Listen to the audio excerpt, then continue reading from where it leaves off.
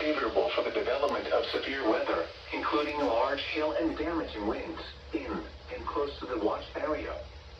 While severe weather may not be imminent, persons should remain alert for rapidly changing weather conditions and listen for later statements and possible warnings. Stay tuned to NOAA weather radio, commercial radio and television outlets, or internet sources for the latest severe weather information. Repeating, severe thunderstorm watch number 624 remains in effect until midnight Friday, and now includes the following county: Ballard, Kentucky,